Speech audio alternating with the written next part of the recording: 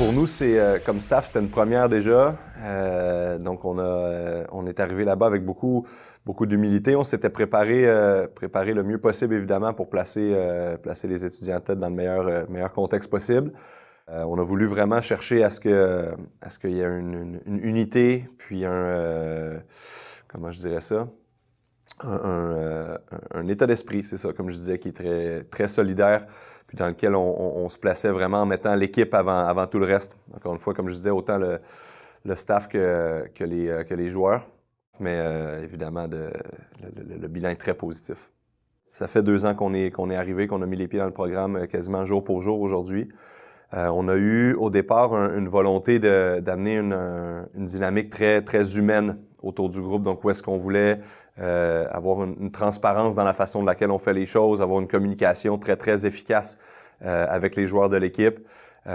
Puis au quotidien, c'est-à-dire qu'ils sentent qu'ils peuvent venir nous poser des questions, qu'on peut interagir ensemble de façon la plus transparente possible.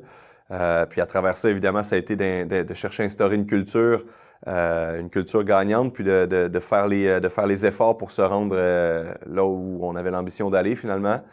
Nous, on regarde en avant, c'est-à-dire qu'on veut garder les bonnes choses, on veut rester dans cet état d'esprit-là, malgré le fait que l'on a un groupe de vétérans, donc 10 joueurs qui quittent l'équipe, donc un effectif qui va se renouveler certainement avec des besoins à combler. Maintenant, notre souci, c'est vraiment de faire en sorte que le groupe reste dans ce même état d'esprit-là pour le futur, pour les années à venir. Donc, que les jeunes vétérans, donc déjà des prochaines saisons, qui auront vécu l'expérience avec ce groupe-là de 10 vétérans qui quittent, qui puissent bénéficier de l'expérience qu'ils leur auront apportée pour transmettre ça aux plus jeunes qui vont intégrer le groupe. Cette année, on a eu un très bon recrutement à l'international. Donc, certainement que ça aura eu une incidence directe sur nos résultats. Je pense particulièrement à certains joueurs qui se sont inscrits dans le jeu un peu plus que d'autres. Donc, Dylan Brévost-Choplin, Guillaume Pianelli, puis Corentin Artaillou. Qui ont été ceux, en fait, qui ont touché peut-être un peu plus de terrain parmi les étudiants internationaux. Donc, certainement que dans les résultats, ils ont une bonne part à jouer dans ça. Ce qui est intéressant aussi, c'est la diversité des cultures. Donc, dans l'ajout d'étudiants internationaux qui intègrent le groupe, où, on voit une idée de foot qui est un peu différente par rapport à ce qui est ici en Amérique du Nord, puis de réussir à arrimer ça, si je peux dire ça comme ça, puis faire en sorte que tout ça, tous les membres de l'équipe finalement arrivent à collaborer puis à tirer dans la même direction. C'était un défi pour nous. Ça s'est vraiment bien déroulé, puis on espère que c'est ça, ce beau mélange-là, cet heureux mélange-là d'étudiants internationaux et d'étudiants qui sont ici du Québec, du Canada, qu'on garde cette formule-là finalement pour le futur. Parce que franchement, ça a amené vraiment une belle diversité. Puis à l'intérieur du groupe, on sentait aussi que dans les échanges au-delà du soccer, qu'on avait quelque chose de très, très positif, où est-ce que chacun apprenait à découvrir la culture de l'autre. Donc voilà, ça a été, je pense que c'est ça surtout les valeurs ajoutées, on va dire, des étudiants étrangers qui auront fait partie de l'équipe.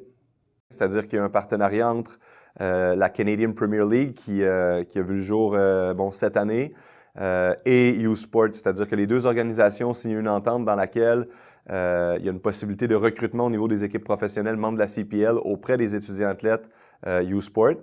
Ce qui veut dire que, pour les années d'admissibilité 1 à 4, les étudiants athlètes ont la possibilité de signer un contrat qu'on appelle un contrat de développement. Donc, dans lequel ils peuvent signer avec une équipe professionnelle, évoluer dans une équipe professionnelle pendant la saison estivale. Et au mois d'août, on réintègre leurs équipes universitaires et évidemment leur programme d'études. Donc, ça permet vraiment de faire en sorte que l'étudiant athlète a un tremplin au niveau professionnel de par son implication dans une équipe universitaire, mais qui a aussi la possibilité de poursuivre ses études et, entre guillemets, de se garder un plan B si le projet de jouer professionnel arrivait pas à terme. Donc, évidemment, tout en jouant dans un niveau de jeu qui est très intéressant au niveau universitaire. Donc, je pense que vraiment la dynamique à l'intérieur de ce partenariat-là est très intéressante. Ça permet de garder un œil sur les études, de garder ce projet-là académique en vie, de se garder, comme je disais, un plan B professionnel si le soccer professionnel aboutissait pas. Donc, vraiment, je pense, un mode de fonctionnement qui est très, très intéressant. Donc oui, certainement et pour le futur, évidemment, on espère que peut-être une équipe ou deux de la CPL vont évoluer au Québec.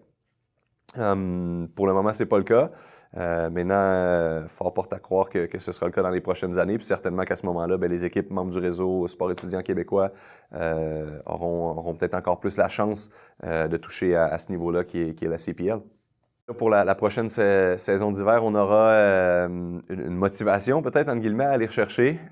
Certainement qu'on voit cette saison-là, oui, comme une transition puis une préparation vers un groupe qui va changer beaucoup de visages. Maintenant, évidemment, pour l'automne prochain, l'objectif, clairement, c'est de répéter ça. C'est d'aller défendre notre titre de la meilleure façon possible. Maintenant, ce qu'on aimerait, puis bon, on aura à voir avec l'effectif, évidemment, qui sera en place pour 2020. On aimerait être encore un peu mieux dans la façon de laquelle on fait les choses, dans la façon de laquelle on utilise le ballon. Donc, de par des objectifs peut-être plus spécifiques, ça fera partie de certainement de notre souci.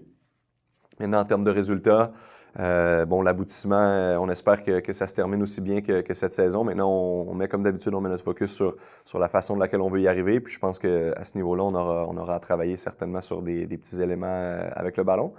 Maintenant, voilà, l'objectif certainement restera d'aller jusqu'au bout puis de défendre notre titre.